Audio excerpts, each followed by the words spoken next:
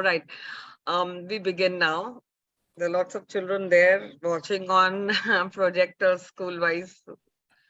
Skoolz is an edtech startup recognized by the Government of India, helping schools, training institutes, and trainers meet verified, genuinely interested parents. Skoolz helps parents in searching, in exploring, in comparing multiple institutes, scheduling appointments with the schools, and it is actively encouraging knowledge and learning development through events and webinars. Many leaders from all verticals have participated in our webinars, whether it is the hockey captain of India or sports stars of India, from cricket to squash, to storytelling, to entertainment, to singers, to dancers, Padma Shris. We've had a great opportunity to connect with our extensive parent community, and our very, very eminent speaker today, and I'd like to thank her with all our gratitude, is none other than Deepa Kiran. She's the founder at Story Arts Foundation, multilingual storyteller, educationist, festival organizer, independent research scholar, TED speaker, writer, voiceover artist. Her performance and story arts-based education programs are universally appealing to multicultural, multilingual sensibilities, yet she's strongly rooted in our culture. She has been in the field of education, communique, and performing arts since 1998. She has worked globally and across India with over 1 lakh children. She has trained over 40,000 teachers from 26 states in India, and also Colombia, Kazakhstan, Thailand, Ecuador, at educational institutions, universities, libraries, cultural centers, television, online webinars. She has been invited to international storytelling festivals like from Scotland, SISF, Iran, Kanun, Austria, AISF, and South Africa, Indonesia. She's also the first Indian storyteller to perform in Iran, national festivals including Kalaghoda, HLF Hyderabad Literary Fest, Vizag Junior Fest, Dama Kidia, Hyderabad, and has collaborated with many international storytellers. So many, many thanks for joining us. On behalf of our CEO, Mr. Srinivas ji, I extend a very warm welcome to you. Thank you for joining us today. According to you, Deepa ji, what is storytelling? What exactly is a story? How do you define a story? A story is a framework, in which you manage to convey.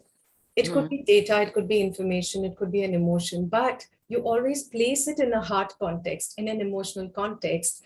And in a very simple way, you have a beginning, you build up excitement to some problem, and then there's a resolution, and then you conclude it. So basically, storytelling is taking someone with you on this journey. So it's almost like when you tell a story to someone, it's like going on a picnic with them.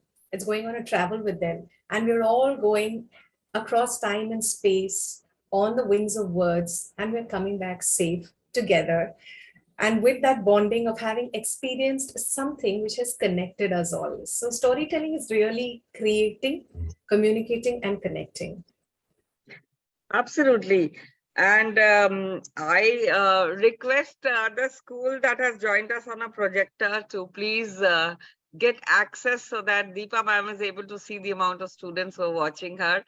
I request Umaji, please, if you're here, can you just show us on the projector? We'd like to keep that window open. Why do stories appeal to us? I mean, Deepa ji? Why? I mean, सब कुछ कहानी है, कल भी एक कहानी है, आज भी एक कहानी है, कल जो होगा वो भी एक कहानी है. So how, what is your take of why they appeal to us so much? Right. See, as a mother who has teenage sons, as an educator who has worked with over 75,000 teachers around the globe, and having seen what influence even they can have, when they're trained to work with children, I have never come across a person saying, I don't want to listen to a story, right? It's so instinctive the want to listen to a story and to experience someone telling us. I truly believe that when somebody is telling us a story, हमारे मन में क्या होता है कि हमें लगता है अच्छा, this person wants to talk to me. This person wants to leave everything and tell me about something which is not just information or, some education. They just want to interact with me. And then they also want to interact back with us. So storytelling is really this whole human instinct to want to talk, to want to relate, to want to be listened to. That's really for me storytelling. Absolutely. But now if I ask you about constructing a story, so for children, it's very important they get these, examination drafts as well, construct a story, start from dash, dash, dash, dash. So all of them are very excited to understand from you, how do you actually construct a story? In that particular time when they're writing an examination, what should come to their mind when you give those lines to them? It was raining, dash, dash, dash, dash. And it says 10 marks or 15 marks or something like that. So how does a child, at that particular moment of time start thinking if he or she is not, attuned to thinking? Right. So in fact, therein lies the answer. I always say that to be a good storyteller, you need to be a very good listener, a very good observer, listening not just with our ears, listening with our eyes, listening with our skin, listening with our heart, listen in every way. So if we constantly make the habit of listening, then we're really gathering words, we're gathering ideas, we're gathering, oh, this person talks like this. Oh, this is what happens when it rains. Somebody makes chai and has pakoda with it, right?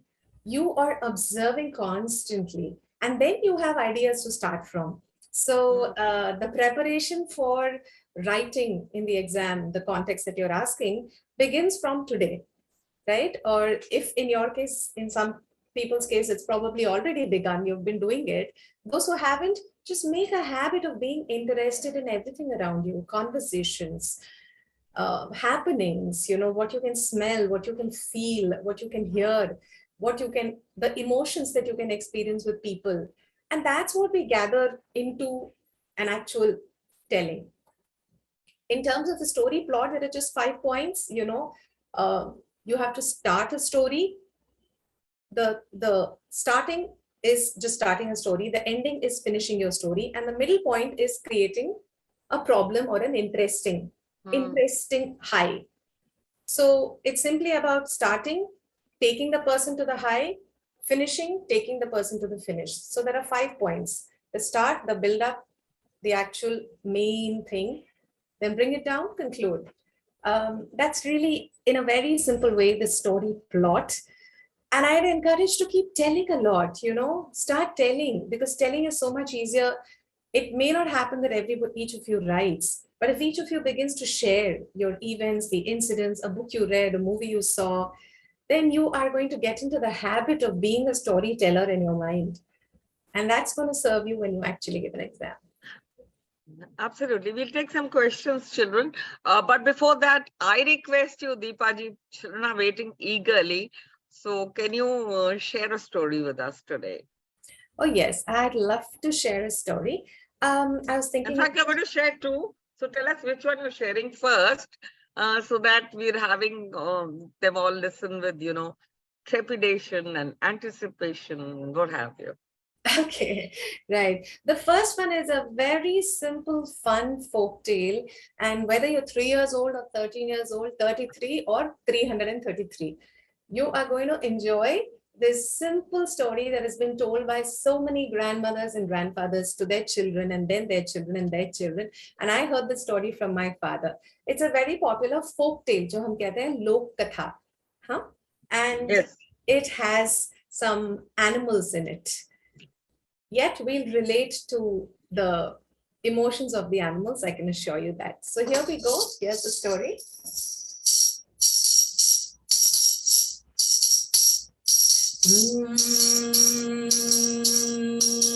Come, listen, everybody. Just for you, I have a story. Sometimes nice and sometimes scary. Sometimes nice and sometimes scary. Just for you, I have a story. Come, come, come, come, come, come, come, come. So once upon a time, there lived an old woman who, at the edge of the forest, would sit and make nice, hot dosas. Yummy, yummy, delicious dosas. And people would come by. She would serve it on the plate. Everyone loved her dosas so much. There would be announcements the moment she's there. It is time for Ava's dosas. Come everyone, come everyone, come. And everybody would come. The yummy dosas they would eat. But Ava always kept one dosa aside for, you know who? Can you guess? Who do you think she kept one dosa for? And it would be the first dosa. For her pet? You are fairly right. It was for a little crow that would come flying down. Caw, caw, caw, caw, caw, caw. Take the dosa. Caw, caw, caw, caw, caw, caw. Fly back to the branch of the tree. There the crow would sit and eat her dosa. Now one day, a fox was passing by. And as the fox was going, the fox looked up and saw, wow, that dosa looks yummy and I want it. So the fox came up with an idea and said, Crow, I heard you sing so well. Why don't you sing a song for me? The crow, which had the dosa in the mouth, was puffing with pride. Everybody complains about my horrible voice. The fox is saying it's so melodious and I should sing. So promptly the crow began to sing a song. Quack, quack, quack, quack, quack. And what happened? Yes, the dosa fell down and the fox promptly ate it up and disappeared straight away. Now that's the story I heard from my father, but here's the 21st century version of it. Same thing, Abba's making dosas. The crow went, the crow got the dosa, came back to the tree and was sitting there. And once again, the fox came by. This time the fox looked up and said the same thing. Oh, crow, you sing so nicely. Will you sing a song? And you know what the crow did this time? The crow took the dosa, put it carefully under the claw and sang, caw, caw, caw, caw, caw, caw, caw, caw. So the dosa did not fall.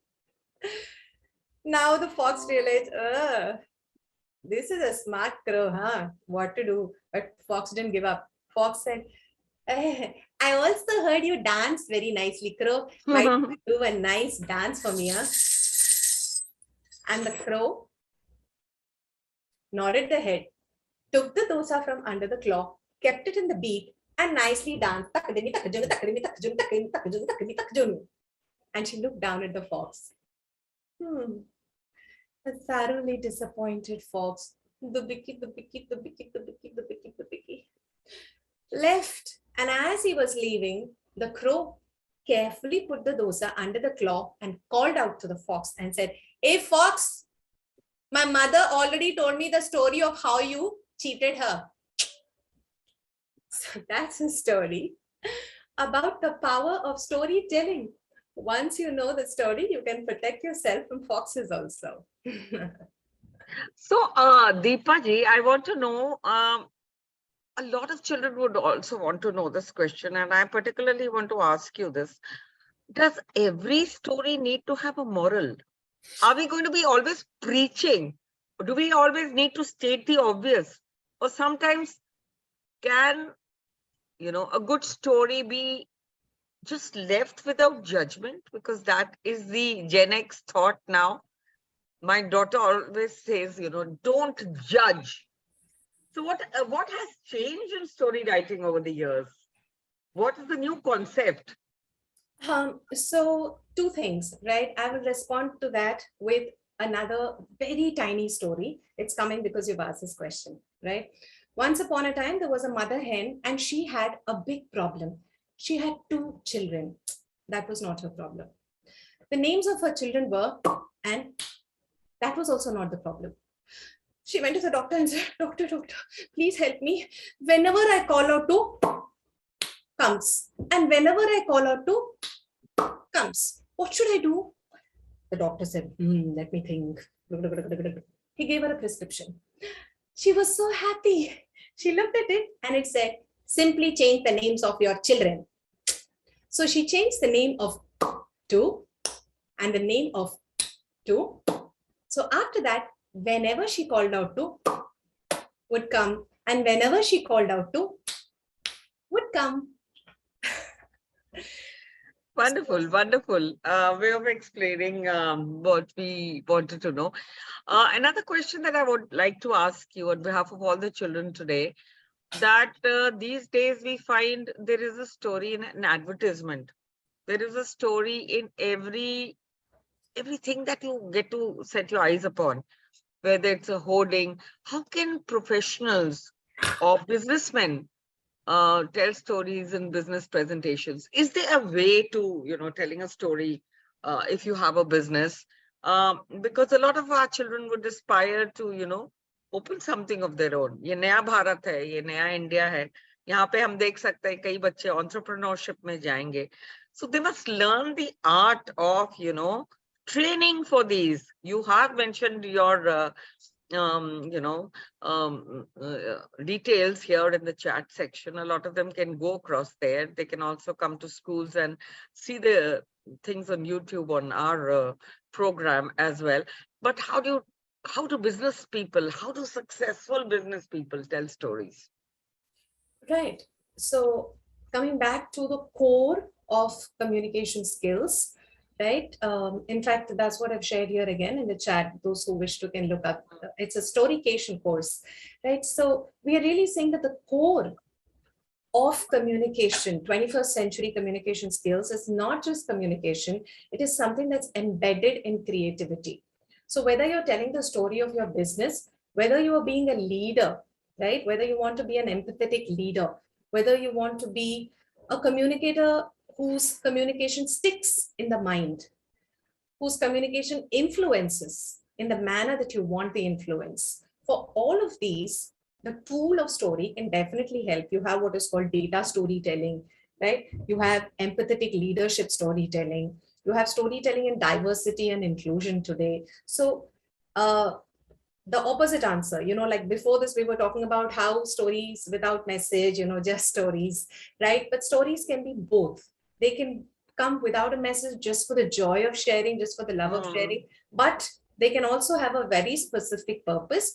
There's no guarantee that 100% you will reach that purpose, but chances are very high that if you have a channelized way, basically people, if you understand the principle behind it, the principle is you get people to enjoy, get drawn, their heart is connected, their heart is invested with you, and then they listen to everything else you want to say about your organization, about your leadership, about the point you want to make, about the influence you want to have over them. So all of this is highly possible if we start nurturing the quality of creative communication and weaving it into the rest of our communication, right? So a good way to do is to start with the creative aspect separately and then understand your goals and marry them together much later. Absolutely. I'll ask you for a few examples, but before that, there is a question that this child is wanting to know, that in case you have to say a story in your own native mother tongue, so it will be limited to a few people. How does one do it? Everybody is not proficient in English to tell stories in English. Right. You do not have to be proficient in English to tell stories in English. Our foundation, Story Arts Foundation, we have worked with thousands of government school children, with NGOs, right? The whole purpose, in fact, we use it. My specialization is the teaching of English in multicultural classrooms, multilingual classrooms where children come without a background in English, right? So we're talking about two things. You can tell stories in the regional language. Definitely. You can tell stories in the language they enjoy. Alternatively, अगर हम चाहते हैं कि उनका English improve हो, if that is also the purpose, where you want their English to improve, then storytelling more than written text is very helpful. We have actually seen children, for example, UKG children who don't speak English at home, who don't speak English in the school also, because that's the culture of the school. They listen for 1 month to a similar story. There are ways of going back to the story. That's pedagogical. That's the training I give teachers. So same story for 1 month. And by the end of it, without making them sit down and practice, right? In the story, there was a rat which would go searching for its biscuit. And would say, snake, snake, did you see my biscuit? Elephant, elephant, did you see my biscuit? Monkey, monkey, did you see my biscuit? And each time the animal would answer, no, no, no, no, I did not see your biscuit, but I think you should go and ask someone else. Now, this is a long story. I've just given you the plot. Repeatedly, the same dialogue, the same conversation. They hear it, they have fun with it, they enjoy it. At one point, the children were simply telling the dialogues to each other. They didn't know English, but they started telling the dialogues to each other because they had seen it with action. There was so much support in communication. There was fun in learning it on their own. And after 1.5 months, one child lost her pencil and she's asking the other boy, Raju, Raju, did you take my pencil?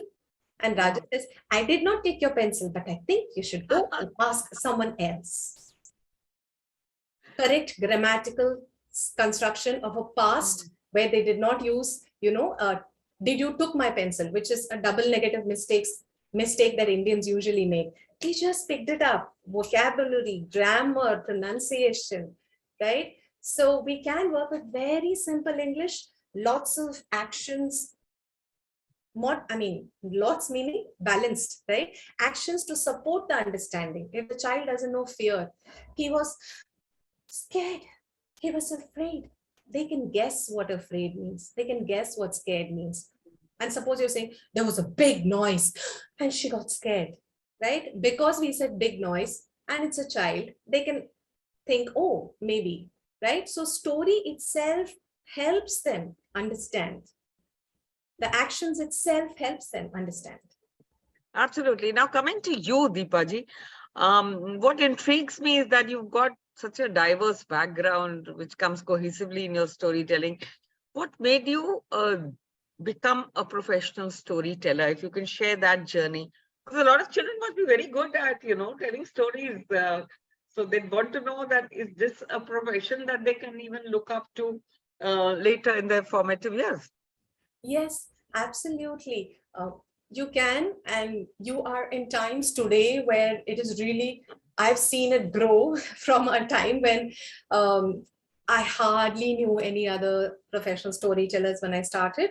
Today, there is a community, including in India, it has grown. So yes, professional storytelling is something you can take up. And secondly, anything that one wishes to deeply take up, right? It's a question of a choice. You choose to make your path or you choose to follow a path that is made by somebody else. Each will have its own pluses, each will have its own minuses, right? As long as you're prepared for that. Like if you start and you say, oh my God, I'm not getting that package of salary that my friend in the IT is getting, you will not get it right away. There'll be a different journey, a different path, right? So for example, I've traveled to a dozen countries across the world. And I've been invited. I've not traveled. I've not paid money and gone. Those are my vacations. Yes, I have worked. I've enjoyed a holiday. And you're doing something that you're passionate about. So it's wonderful. So there's not a single day that's a working day for me. Technically speaking, how did I come to it? I have always told stories to my friends. Like I would be the one, if people miss catching a movie in the theater, we didn't have OTT in those days. They would, hey, Deepa, batana. So I will sit and tell the entire, movie just like a movie. They will experience it like that. So I would have fun. Officially, I started in 97 when I was working with All India Radio alongside my master's in English literature. So I used to do Alice in Wonderland as a story series.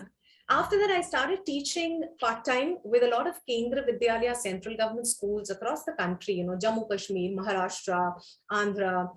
And everywhere I was teaching 11th and 12th class students. So I would make the chapters into stories.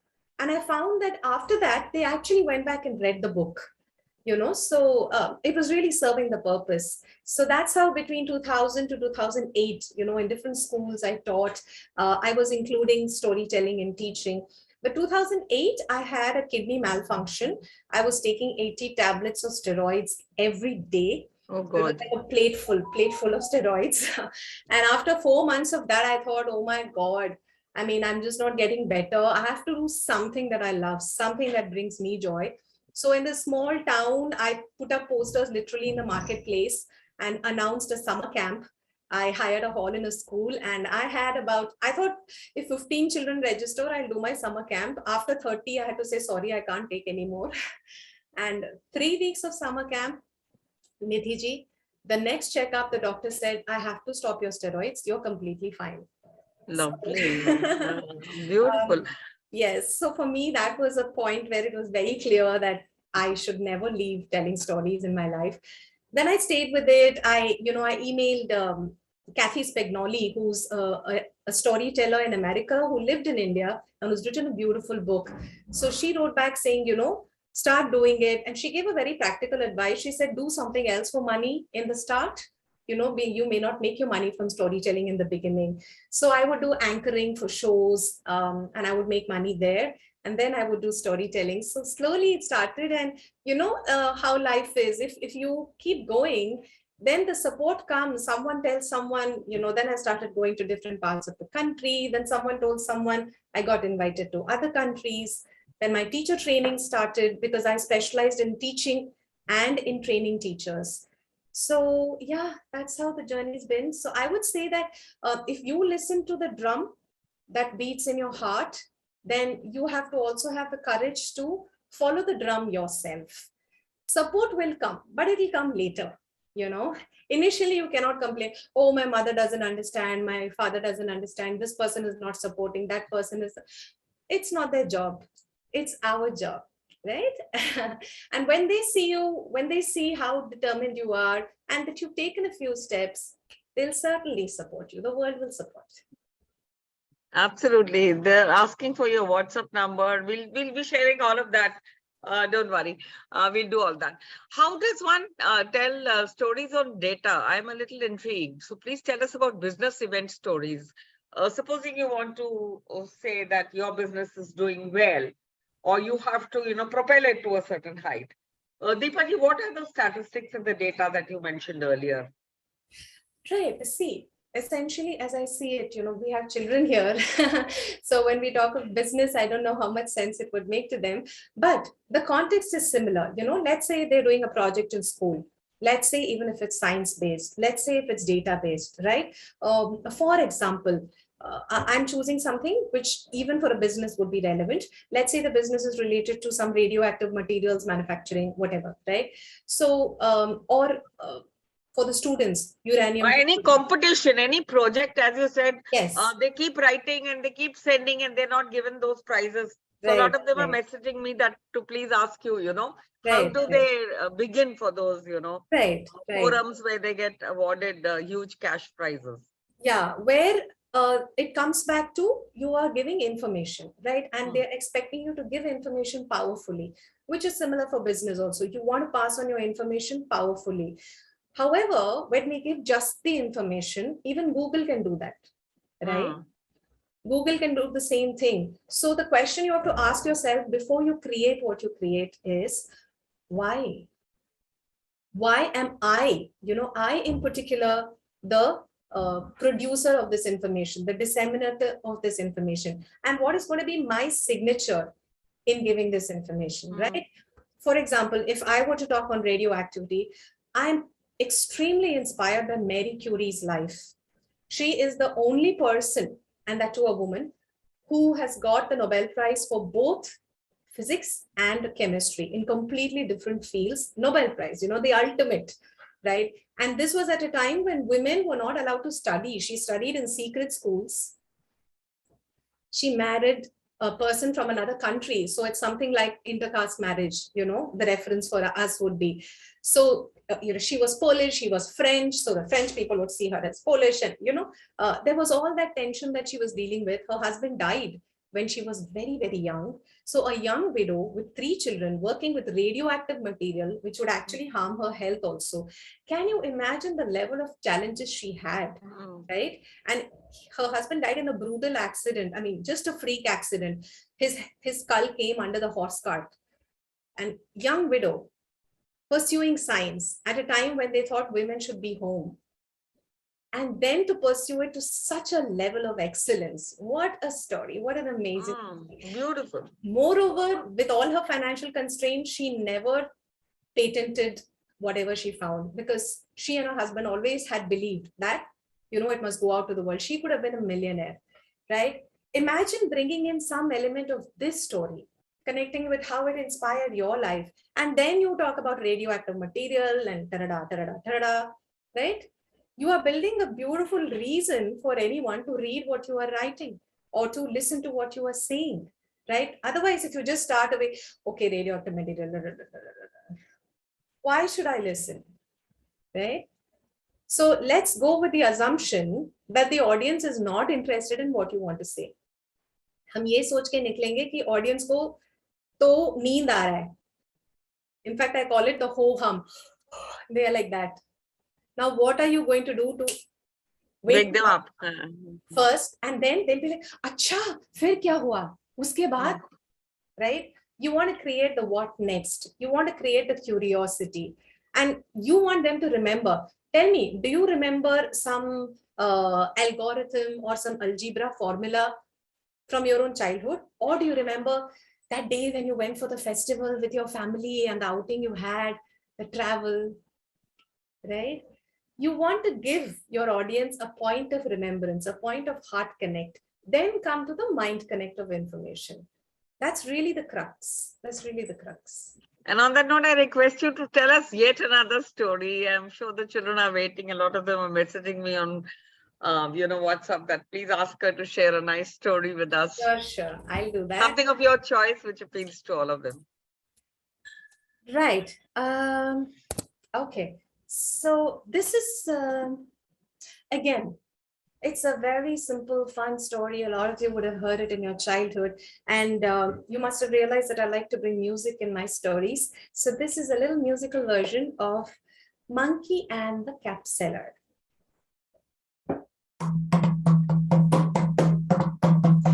सुन लो एक कहानी, सुन लो एक कहानी, इसमें राजा है न रानी, सुन लो एक कहानी, इसमें राजा है न रानी. Once upon a time, there lived a cap seller. His father was very proud of him. He made the most beautiful caps in the village. Short caps and tall caps, round caps and square caps, wooden caps and feather caps, and every kind of caps you have. Now the cap seller was so popular. He was so happy with his life. He loved everything until one day his father said, listen, your life is not just this. You have to do bigger things. Go beyond this village, go to the city, my son. And the son was inspired. Yes, father, he said, I shall go to the city. I shall do something big and grand there. And so he made a variety of caps, short and big, red and blue, thin and thick, wood and feather, and all other varieties and kinds that you can think of. You can share with me in the chat what kind of caps you can think of. All of those caps he made in a big basket he packed, and off he left, bundling it up. Ding lam lam, ding lam ding ding. Jodi to rakshane ko na she tobe hakla cholo re. Jodi to rakshane ko na she tobe hakla cholo re. Ding lam lam. And he went with full energy and spirit of starting his new venture in a big city. But you see, he had to go through the jungle. And as he went, ding lam lam, oh, he got a little tired. He said, let me take a little nap under the tree. And so he had some food, slept under the cool shade.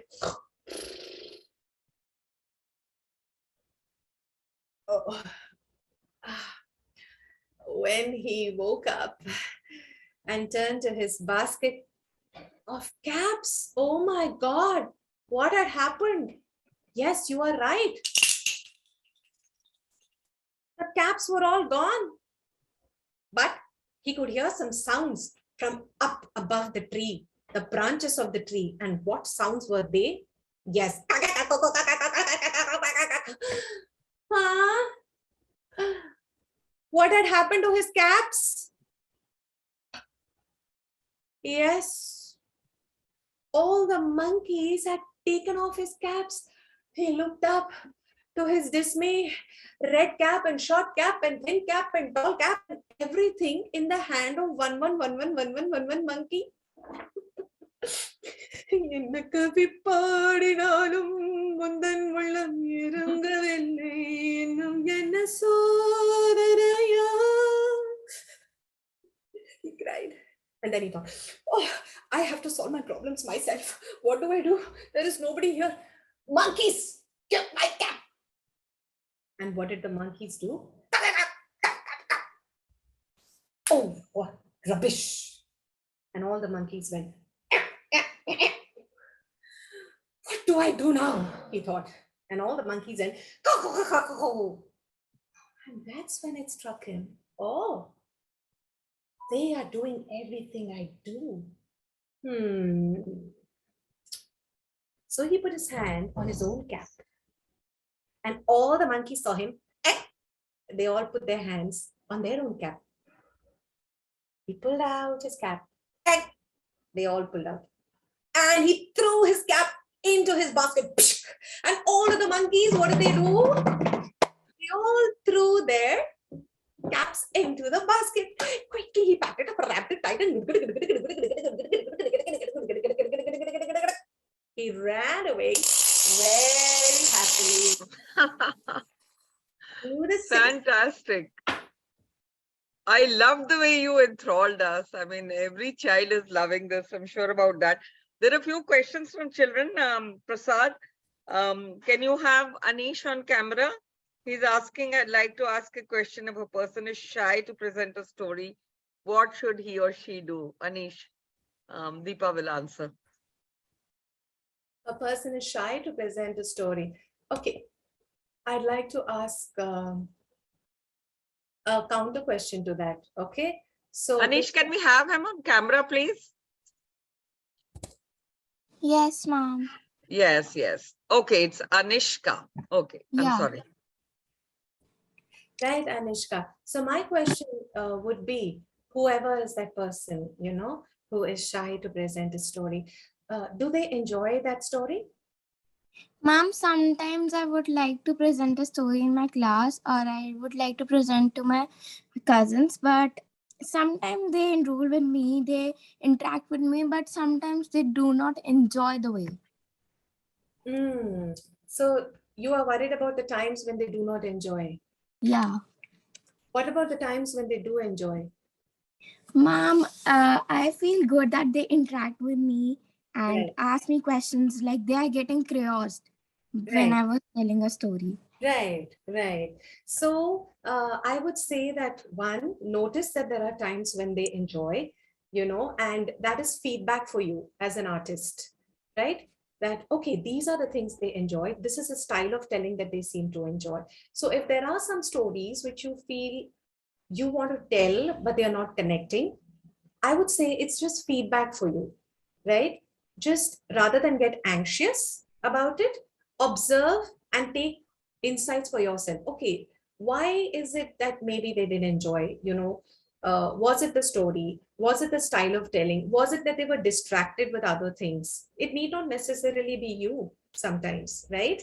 Yes. So just start using it as feedback. That would be my suggestion. It should not be a reason for you to get nervous or shy about telling the next time, right? Maybe try telling some other audience, right? Maybe it works for a different kind of audience. Maybe there is some rectification that you have to do in your story or in your presentation. I hope this helps you, Anishka. But Yes, keep telling. All right. Yes, enjoy the telling. There's another question from Rudraksh. Can we have him here, please?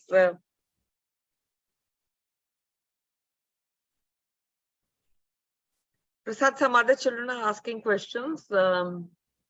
Rudraksh, can we have you here? Yes, Rudraksh, please ask your question. I think you're on mute, beta. Hello. Is there a question you want to ask? Is it good to use a different language while telling a story other than English? Please answer that. I think that's the question. Yes, as an English teacher itself, this is what I talk to other English teachers about when I train them, that even in the English classroom, it is a good idea. We are from this country. I'm currently doing my PhD in storytelling and English language teaching and teacher development at IIT Madras.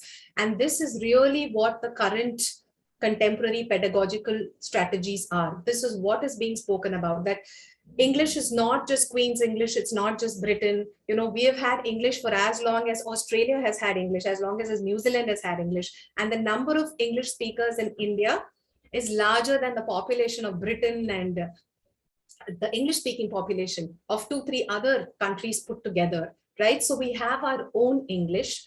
And we have a multicultural reality. It's perfectly valid to bring in other languages into the English storytelling, into the English language classroom also. In fact, it helps, you know, what we spoke in the beginning, children understanding. It actually helps them understand. It actually helps them get interested in English even more. So it's absolutely fine. And the other chat messages, thank you. There's some nice comments there. Thank you. Thank you for this. Here, another question, Deepa ji. Your session at Treasure House, summer reading kicks off, was a treat for young and old alike. Do you have a target group in age, in mind when you say your stories or tell your stories? What is it that anyone should keep in mind?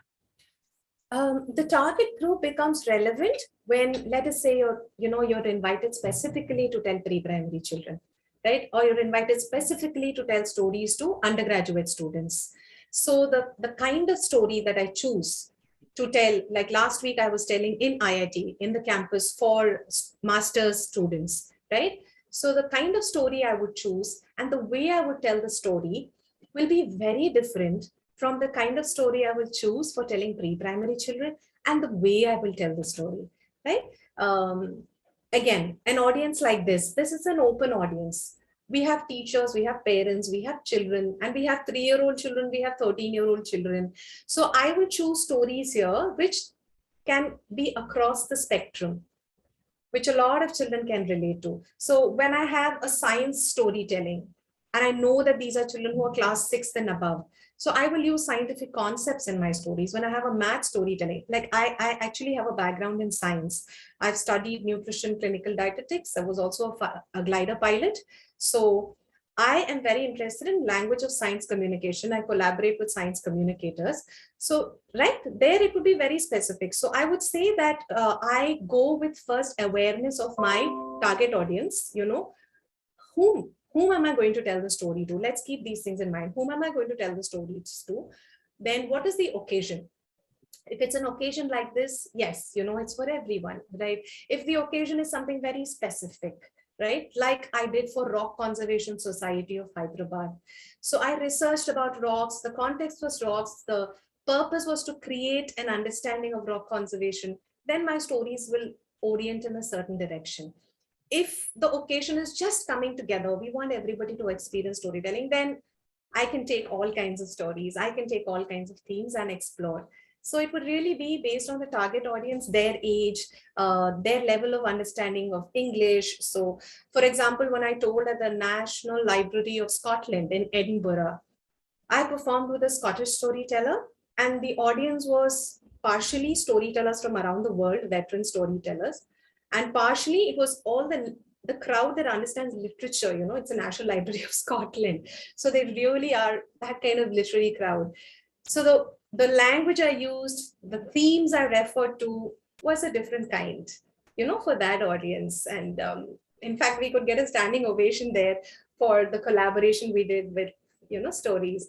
So yes, I've told stories to 1-year-olds. So it'll all be animal theme and a lot of action and a lot of music, you know, so they're sucking their thumbs and they're still listening to you. So it really depends on Wonderful, you. Deepa. There's another question coming from Naveda Nikit, and she says, how does one have connection with the audience? Is eye contact necessary or not? Oh, yes. Oh, yes. I mean, that is really what, it's a very pertinent question. This is what sets oral storytelling apart from reading a book, reading a story book, right? What you call read aloud. So in read aloud, the teacher or the parents' hands are holding the book and they have to look down much more than they can look at the audience. I'm not saying it's a bad thing, you can do read alouds, but the whole beauty of oral storytelling is that you can make eye contact. So eye contact is important for both. One, for you to reach out to your audience, and two, for you to get feedback about your audience. If you don't look up at them, you will not get to know what's happening, who's experiencing what. So both ways, eye contact is very important. Absolutely. One more question coming up, Deepa, is from Srinidhi B. And she says, how do we start a story? How can I start a story for my pre-primary brother? If you can, tell us a small story for appealing to children who have younger brothers and sisters. They're all asking. Um, the first rule is animal stories, right? Because animal stories really appeal to that age group, and have other elements, if at all, which they will 100% connect to. A very simple story. It should not be too complex, right? And ideally start with some action song, so bring them into the story. So like one thing I like to do is invite the story together. So this is really a super simple story. Sa, ri, ga, ma, pa, dha, ni, sa, sa, ni, dha, pa, ma, ga, ri, sa. Once upon a time, there was a baby flower. The flower bloomed and she looked around for friends. And then she found a little butterfly friend. Together, they went flying high up into the sky. But then there were gray clouds. It began to rain and they came down with the rain and watched the water. And in the water were swimming the fishes. Beautiful.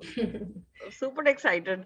We're running out of time. Otherwise, I would request you to carry on and on. There's another small question: how not to be nervous while telling a story? This has been asked by a child. I do not recall. And another one last question as to stories other than in English, of course, in your native language. She's already answered. Maybe you joined a little late. Yes. But how not to be nervous, how to be super confident while telling a story. Okay, so one of the things I'll tell you is please look in the chat. I have shared my Deepa Storycation app. I really invite you to visit that, because one good way to get over nervousness is practice and preparation. Here you find a material which is course. Oh yes, if you can, at the end of this, just quickly give me 2 minutes to share the screen, Nidhi, right? Yeah, absolutely. We'll ask you there is very nice. Yeah, thank you. There's very nice reference material for you. A very simple course with beautiful high quality studio recording. This is a course that is sold in Austria and Scotland. I've now brought it through my app. You get high quality stories. Just listen, just practice. You get so many ideas and it builds your confidence and competency. Right? So one great way, I always believe, to get over nervousness is to be so well prepared, right? That there's very little space for nervousness. Second, it's good to be a little nervous. A little nervousness is always good, because otherwise we'll be like, oh, I'm going to do great, right? And that overconfidence is not helpful. So a little nervousness is good. A lot of preparation is good. And smile before you go on the stage. Even if you're nervous, even if you can feel the butterflies in your tummy, look at your audience and smile. A smile will also bring down your nervousness, and it will let them think that you are not nervous. Okay. And do go for the course. Even those who are not nervous, you will still enjoy the course. It's a beautiful collection of audio stories. The first one is free. You'll get an idea of what is happening in that course. And there are lovely, natural, joyful activities. You'll enjoy the activities as much as you'll enjoy You the. can share the screen. We've given you access. Super, super. So.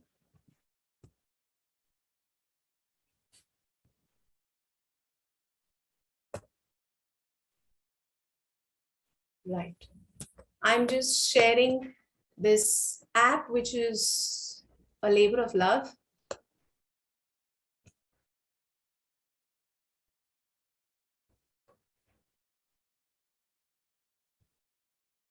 Are you able to see my screen? Yes, yes, we can. Yeah. Right. So there's going to be much more coming in this app. It's called Deepa's Storycation. So you go to Google Play Store, this is where you find Play Store. A lot of you are already familiar. Deepa's Storycation. You can just install this, and once you go into the course, you will find this course here. Once you come into my app, you will find a course below. You can click on that. It's called Listen to Learn 21st Century Skills. It's audio stories, and audio specifically because without the video, your mind is going to create all the images. It's really proven the power of audio to improve your communication and creativity.